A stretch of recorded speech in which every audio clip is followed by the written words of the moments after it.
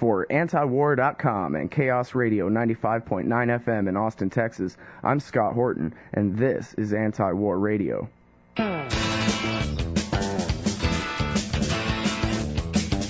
guest today is Wayne White. He's an adjunct scholar at the Middle East Institute and former deputy director of the State Department's Bureau of Intelligence and Research Office of Analysis for the Near East and South Asia. Welcome to the show, sir. My pleasure. Nice to talk to you. Now, before we get to Iran, which is the topic all week this week on Anti-War Radio, I figured we could talk a little bit about the Bush press conference that just ended. I know you just saw it as well.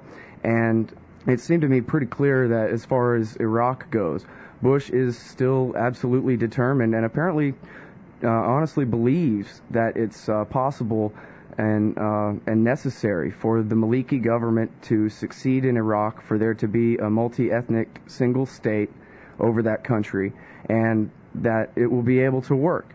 Last week, however, the Council on Foreign Relations released a report that said that it was far too late for this. So I wonder, sir, being an Iraq analyst at the State Department's intelligence agency, formerly, what your perspective on this debate is.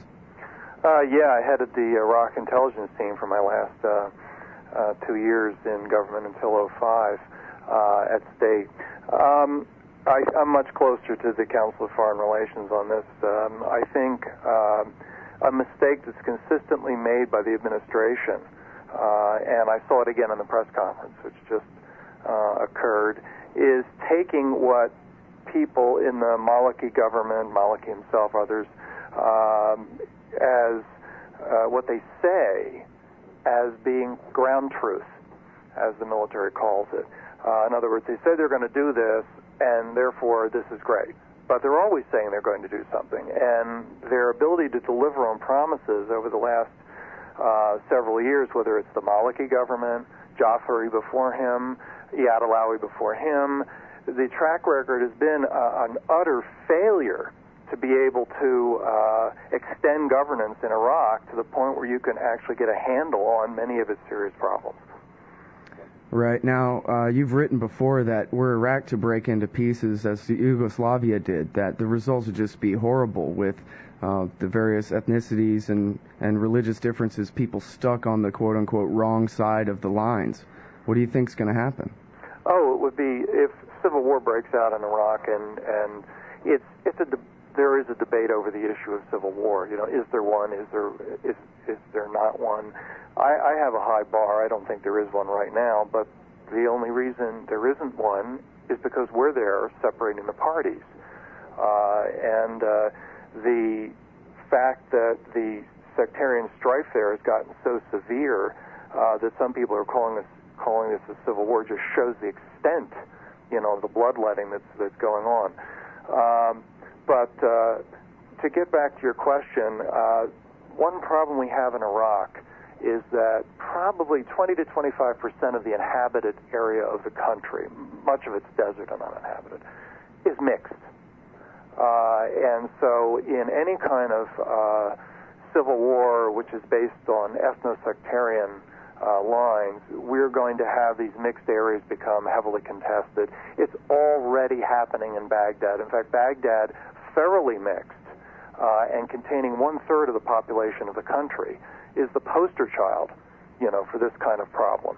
And sure enough, the Shia militias in Baghdad have been doing their level best to empty the city of Sunni Arabs, either by, putting notes under the door that they're going to be killed if they don't leave within the next 48 hours, or better still, killing them outright. And a civil war would probably begin, if we weren't there to separate the parties, with the Shia militias, Kurdish Peshmerga, which is their version of a militia, but a little more legal, and the overwhelmingly Shia and Kurdish army sweeping virtually every mixed area in the country of Sunni Arabs. Well, if you agree with the Council on Foreign Relations that it's too late for Maliki to create a multi-ethnic government and hold the country together, and also that if we leave, full-scale war will break out, what do you suggest? Well, unfortunately, I'm going to suggest withdrawal. And it's the same thing that I said to Soledad O'Brien on CNN, American American Morning in early December when she asked me the same question.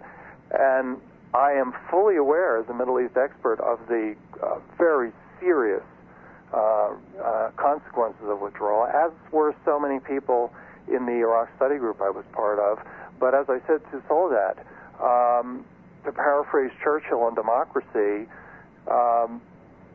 withdrawal is the worst possible option, except for all the others. Right. Many people opposing withdrawal are opposing it on the mistaken belief that by staying, we can prevent those consequences from happening. A lot of us believe that, no, we're just going to stay there, bleed more, lose more money, and then leave anyway with the same consequences.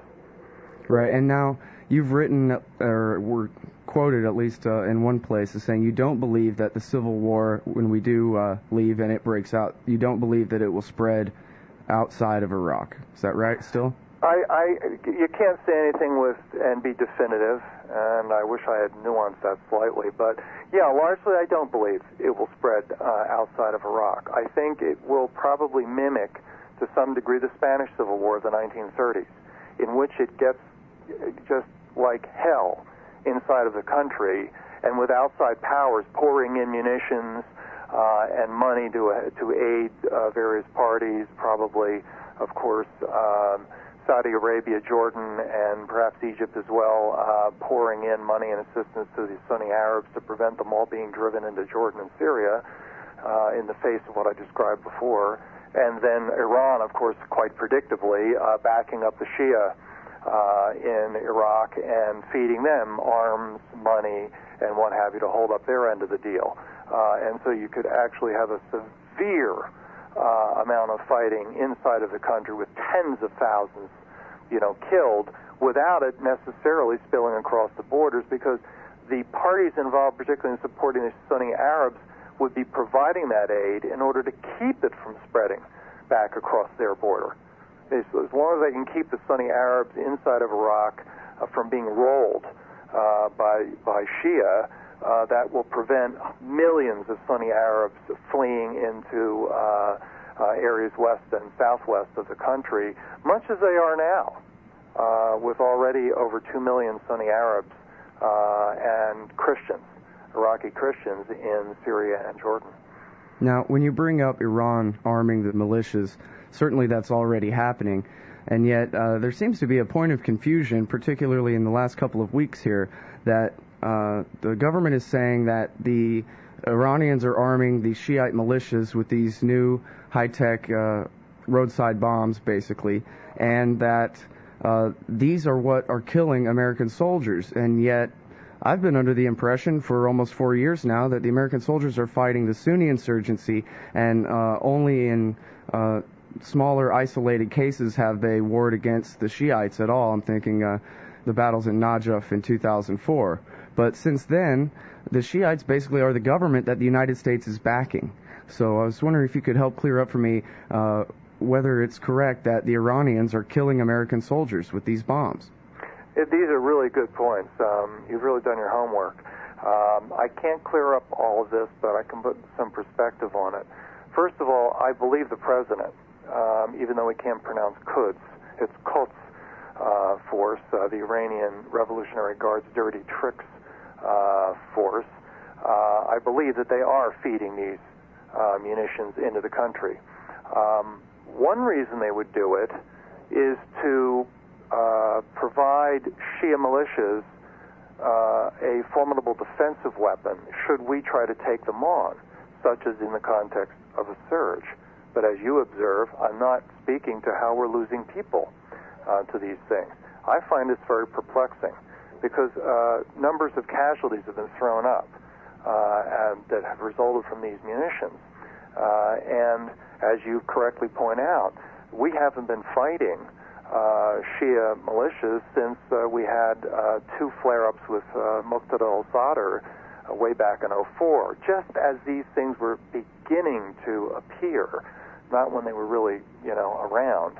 And so the government's got a little explaining to do. How do we lose these people? Because if we did lose the numbers they're talking about, it was undoubtedly to Sunni Arab insurgents, which means these have made their way into the hands of the Sunni Arab insurgents. And that raises another question as to, well, would the Iranians give Sunni Arab insurgents who loathe Iran this kind of thing? And it's not as simple as it might appear. Well, I think your first explanation seems much more plausible, that they're arming the Shiites for the eventuality if America turns on them, rather than they've been arming the Sunnis all along. Right. The one thing that has to be said, though, is that sometimes the lines aren't as clear as they appear.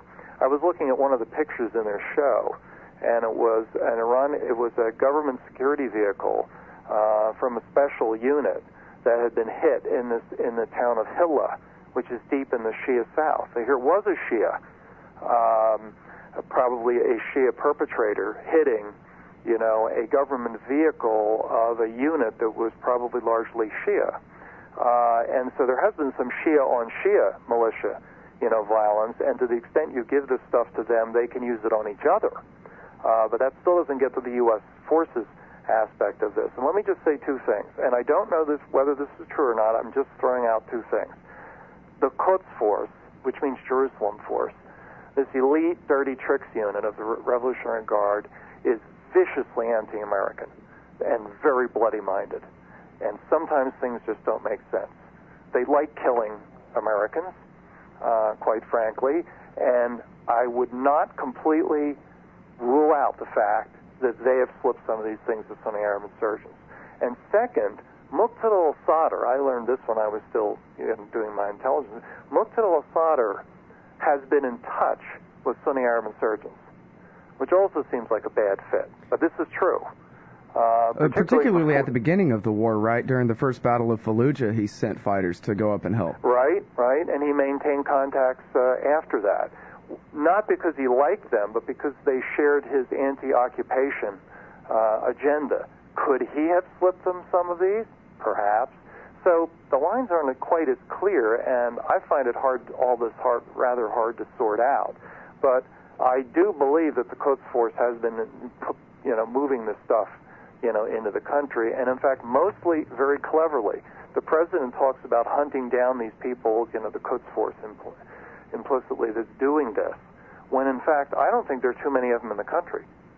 The Iranians, judging from some of the accounts I've read, are rather smart about all this.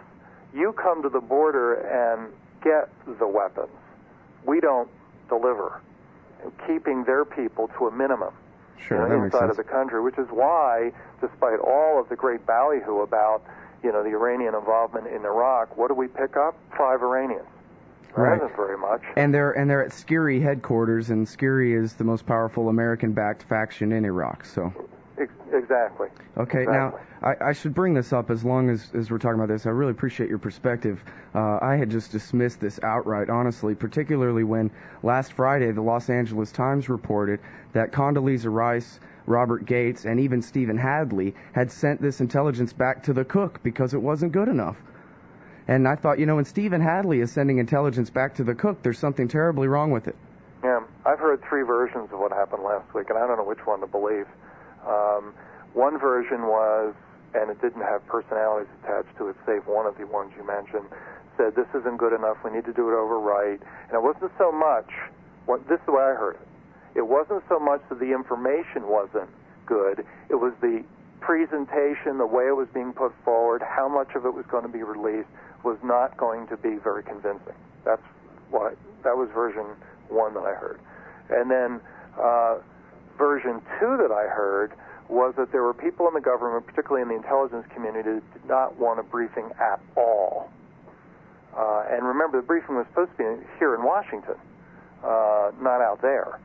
And if it had been done in Washington, it probably wouldn't have been anonymous and in this very squirrely, manner that was chosen for the delivery. But I can't rule out a compromise between the people who wanted to do it and the people who wanted no briefing at all. And it was like, okay, well, you don't want it done, so we'll do it out there, and we'll do it anonymously behind closed doors. And I've seen strange compromises in my time in government, particularly over release of intelligence. Well, when you bring up the presentation, they didn't like the presentation. That makes me wonder whether this was drawn up by CIA analysts or by Abram Shulsky and his buddies in the Iranian Directorate at the Pentagon.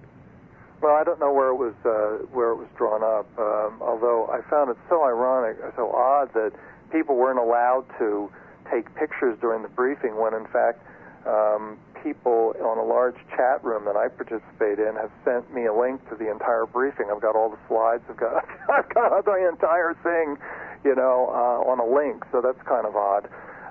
But anyway, I try to maintain a few contacts inside the government, and I get the impression that on the one fact, Quds Force, which is part of the Iranian government, supplying this stuff into Iraq is true.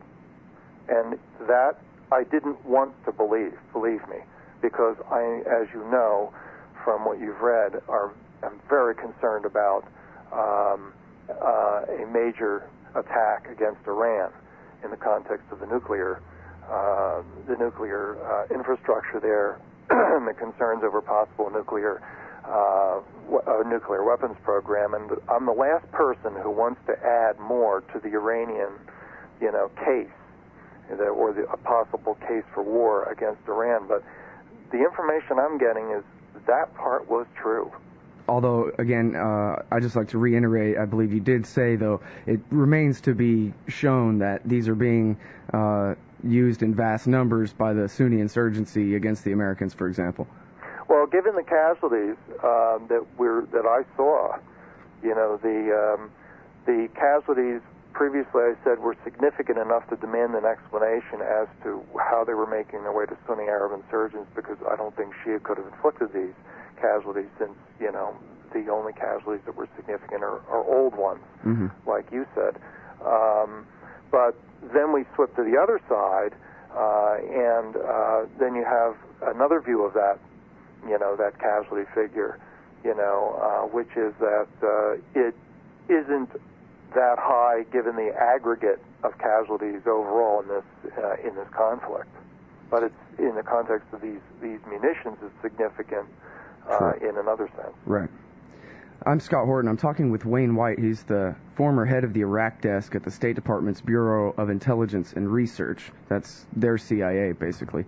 And, sir, I first found your name in this Reuters article from January the 19th, where I believe, contrary to everything I'd read before, you said, quote, "We're not talking just surgical strikes against an array of targets inside Iran. We're talking about clearing a path to the targets." And the article is headlined, "U.S. Plans Envision Broad Attack on Iran." And so I'd like to ask you about that. You say that the plan includes taking out much of the Iranian Air Force, their Kilo submarines, anti-ship missiles. So this isn't the proposal for airstrikes against Iran is not just to hit the Natanz and Bushehr nuclear facilities, but to hit basically their entire infrastructure or military infrastructure. Is that your understanding? That is my understanding, and I'm glad you didn't misread that Reuters piece in repeating one glitch in it, which was that I just saw this, or these are new. The plans have been oozing out in a series of leaks since last winter, and Cy Hirsch, in fact, has been most aggressive, and pointing out the fact that these plans exist. And yes. As I understand it, we're talking a huge package of airstrikes. I mean, we're talking in the neighborhood of, say, 1,500 combat sorties by aircraft and launches of cruise missiles against various targets. And we're not, this would involve tactical aircraft in theater. This would involve carrier battle groups. It would probably also involve strategic air assets coming from Diego Garcia. And so it would be very, very robust. Why? Because if the Iranians are hit, they're going to hit back. They're not going to go crawl away and lick their wounds. And that's why you get into the effort to eliminate their retaliatory capabilities in the Gulf, which includes anti-ship missiles, surface-to-surface missiles that could be used to attack commercial shipping or American fleet elements. And by the way, there's a lot of these things, and they're on the islands near the Strait of Hormuz, on the land, on the coastal areas near the Strait of Hormuz. The Kilo-class submarines, which could attack, although they're not too hard to detect, you just can't let them, operate. And then Iran has something I didn't bother mentioning because some people think it's funny. The Iranian Revolutionary Guard has a very sizable fleet of speedboats. And I don't mean, some, 12-foot, thing that you water ski, behind. We're talking speedboats that some of them are 30 or 40 feet, long, more like a World War II PT boat or something larger. They can deliver missiles and other weaponry, and they have been training rigorously on swarming tactics, knowing full well that a lot of them are going to get shot up before they reach the target. They have adopted swarming tactics against merchant shipping or even our fleet elements that they would try undoubtedly under this scenario and would have to be dealt with. Another thing that isn't mentioned in that article is that Iran has a medium-range and ballistic missile arsenal. And I cannot believe that if we were going in, we wouldn't try to take that out. And her medium-range missile fleet, mainly variants of the Scud series, enhanced range Scuds, we call them Scud Cs, things like that. They have several hundred of these, and they're not all in one place. And so we would probably try to knock these out. Much of this not only aimed at trying to protect shipping and protect our own fleet from retaliation, but protect our Gulf Cooperation Council allies from retaliation. So when UPI Chief Arnaud de Bourgrave says he believes there's a plan in the works to hit as many as 700 targets, he's lowballing. That's a low estimate to you. Well, he may not be lowballing. Actually, 700 targets may actually be, roughly accurate. And so the 1,500 sorties would be redundancy to make sure that the targets are all destroyed. Exactly. Yeah. Right. You have to be prepared to revisit targets, and this is where it gets very dangerous. I mean, when you really get down and where the rubber meets the road, you're talking about a robust air campaign that could stretch out over several days. I've heard even almost a week. Well, what are the Iranians doing with the things you haven't eliminated on day one or day two or day three? They know it. They know it's a use or lose, situation. Right. Or even at the end of the week. Excuse me? Even at the end of the week, I spoke with former CIA agent Philip Giraldi yesterday, who said, what are we going to do? After a week, we're going to say, okay, we're done bombing you, war's over now? Ah, that's the great one. Oh, this is great, Scott. That's the problem. There's no end game, to this thing. The presumption is, well, that's it. The Iranians lost. Well, Hirsch has reported that he calls them the koolaid drinkers, the neoconservatives who are pushing this policy, that they believe still, I don't know, honestly, cynically, you guess, I guess, that the Iranian people will be bombed into overthrowing their government and installing an America-friendly government. I know, they'll blame their government for getting them bombed. We have a great historical precedent for this. When I was the Iraq analyst, as opposed to a division chief over the Iraq account and what have you, back in from 1979 to 86, I covered the Iran-Iraq War. And it started because a deluded dictator thought he could punch the Iranians in the nose, grab territory, and pound the Iranians, and not only forced the Iranian regime to call it quits after he had, overrun significant pieces of territory along the border in order to get it back, but also so humiliate the Khomeini regime that it might actually be overthrown. Just the opposite happened.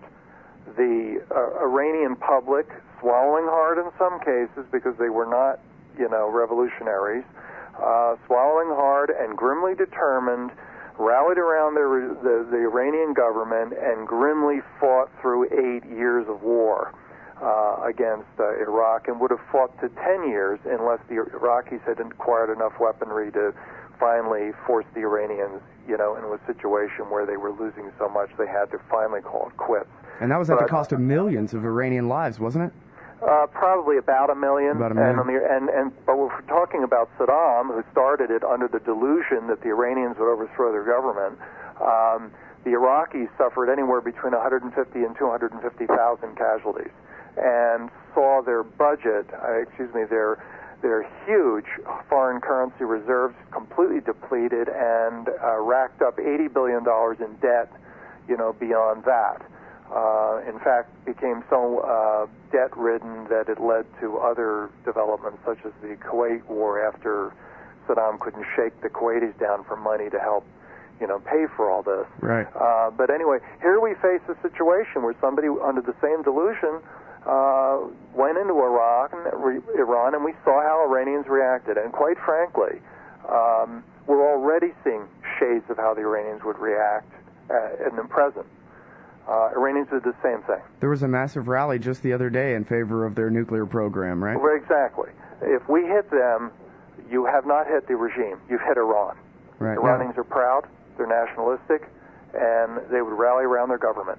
It would make that regime that much stronger. In fact, as we have ratcheted up our anti-Iranian rhetoric, starting with the axis of evil speech the axis of evil formulation in the 2002 State of the Union address, we have seen American popularity levels in Iran in very reputable polling consistently falling and falling and falling. Believe it or not, before that speech, a majority of Iranians had a positive view of the United States. Well, I remember very well that after September 11th, I believe on the night of September 11th, immediately everybody went outside. Maybe it was the next day in Tehran, whatever, but immediately after the September 11th attacks, there was a candlelight vigil where 1 million people showed up in Tehran. Yeah, you won't see that now. No, certainly not. No, in fact, the Arab, our numbers in the Arab world have been, for many, many years, very, very bad. This administration has made them much worse. Mm-hmm. But the Iranian numbers were in stark contrast to Arab world numbers. They're still better, but they're much, much worse than before the State of the Union, with the axis of evil comments, and continuing to slide further and further down because of developments since then. And so anybody who thinks that the Iranian regime is going to be overthrown as a result of a major military attack by the United States is delusional. Okay, now another possible consequence of this war is, as Hirsch reported a year ago in his article, The Iran Plans, one of his sources said that if America bombs Iran, the south of Iraq will go up like a candle, that Basra could be taken with 10 imams and 1 sound truck. Actually, I thought it was that an Iranian official said that we did take Basra with that, talking about how they undermined British rule in the South. But whatever context that exists in, this is the penultimate problem with attacking Iran. If you succeeded in severely reducing their retaliatory options in the Gulf, in other words, they didn't have much to fire back with even after day one. I doubt that. But anyway, even if you did that, all that does is make Iran look more to Iraq, as the place for payback. And you would have already enraged Shia in Iraq over Iran being attacked, who probably would engage in anti-American and anti-British acts without any direction, whatsoever. You might even have the Maliki government, in fact, in very, very severe straits with respect to its credibility if it continued to maintain the relationship it has now with the United States. But worse, whereas there probably are almost no Iranian Revolutionary Guard elements inside of Iraq for the reasons, that we discussed before, the Iranians could pour hundreds of Iranian Revolutionary Guards, Quds Force elements into Iraq and take revenge right there. And there may well be plenty of Shia who would be delighted to hide them and guide them to targets. We could suffer cruelly in Iraq. The place is a mess already, and an attack on Iran would make it a lot worse. Well, and Abdulaziz Hakim, the head of the Supreme Council for Islamic Revolution, and Muqtada al-Sadr have both said that if America attacks Iran, they will go to war in the south. And again, that is the government of Iraq that we are training and equipping every day. Well, Sadr's people, I'm sure, would.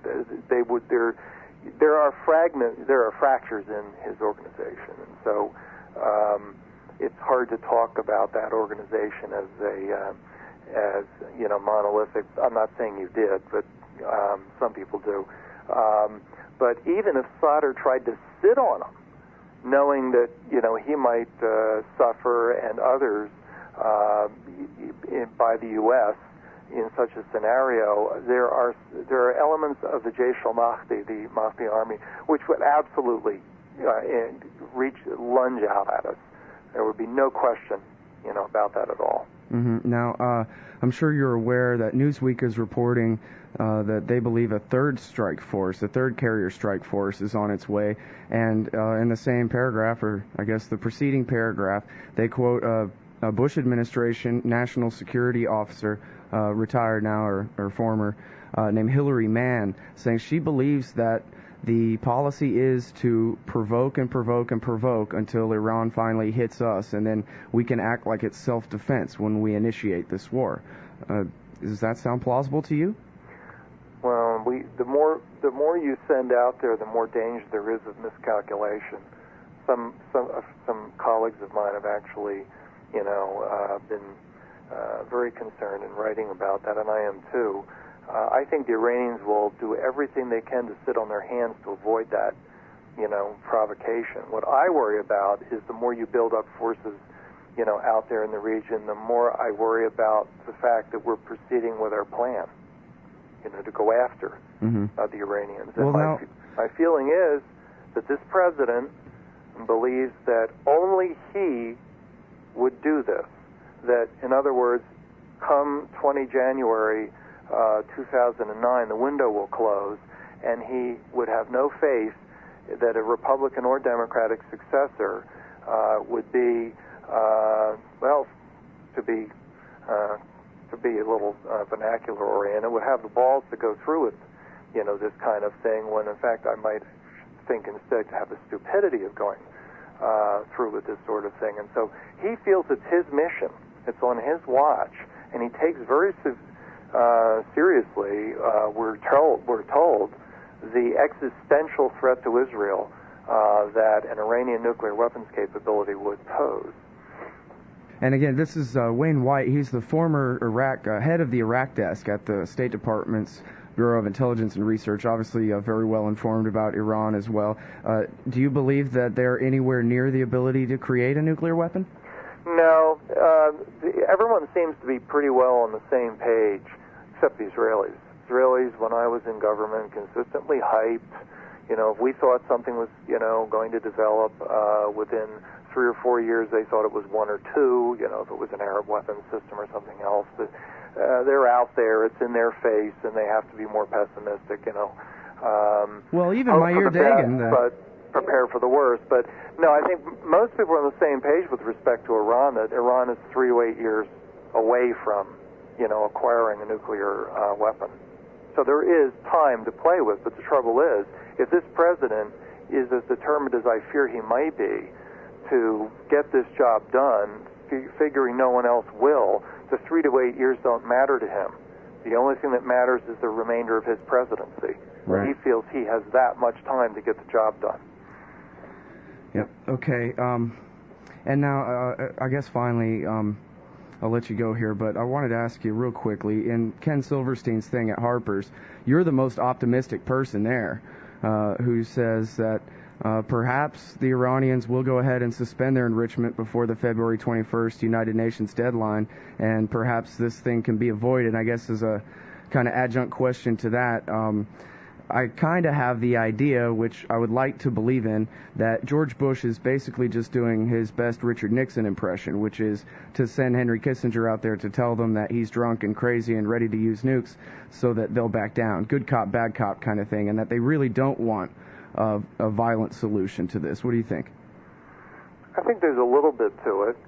It's funny, I've never been described as an optimist before. This is well, on Ken Silverstein's page, you were the most hopeful one there.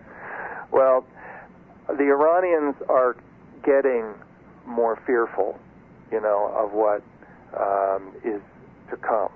And in fact, Ahmadinejad, who has enabled the United States to rally significant sectors, of world sections of world opinion and government toward taking a tougher stance against Iran on this issue, has been a catastrophe for his country. He's come under, just in the last few weeks, a tremendous amount of internal criticism, most notably from the most conservative regime-affiliated newspaper in the country. And people don't realize this man, even though he's the president in a very jury-rigged government inside of Iran, he's not in charge. He wouldn't have his finger on the button, and if a decision is made to stop enrichment for negotiations or not, it's not his call. It's the call of the supreme leader, Khamenei, and his inner circle.